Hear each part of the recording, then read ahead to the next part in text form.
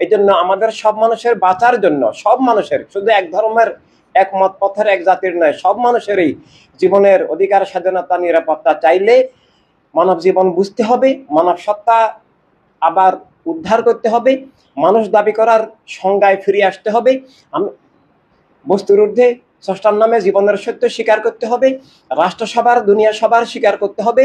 এটা জীবন বিজ্ঞান, এটা প্রচলিত রাজনীতি নয়। আমরা হিউম্যানিটি রেভলিউশন স্টুডেন্ট ফ্রন্ট, আমরা যে রাজনীতির কথা বলছি সেটা প্রকৃতপক্ষে জীবনের নীতি, জীবন বুঝা, জীবনের সত্য বুঝা, জীবনের শত্রু মিত্র চিনা, জীবনের অধিকার স্বাধীনতা উপলব্ধি করা, রাষ্ট্রের হক যে আমরা সবাই পেতে হবে।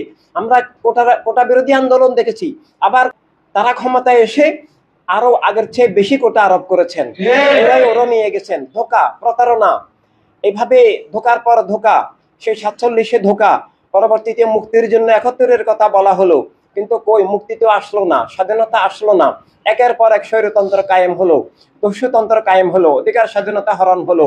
বারবার রক্ত দিয়ে, বারবার ত্যাগ স্বীকার করে মুক্তির জন্য মানুষ এগিয়ে আসলো, কিন্তু একটার পর একটা আরো ডবল স্বৈরাচার কায়েম হয়, ডবল ফেসিবাদ কায়েম হয়। কারণ এভাবেই হতে থাকবে, কারণ সঠিক পথে চিকিৎসা না হলে কখনো রোগ থেকে আরোগ্য লাভ হয় না। মূল রোগ বুঝতে হবে, মূল রোগ হচ্ছে বস্তুবাদ, বস্তুবাদী জাতীয়তাবাদী রাজনীতি। মূল রোগ ধর্মের নামে অধর্ম, উগ্রবাদী, সাম্প্রদায়িক, জঙ্গিবাদী, খুনি রাজনীতি, যেটা ধর্ম ধ্বংসাত্মক, জীবন ধ্বংসাত্মক।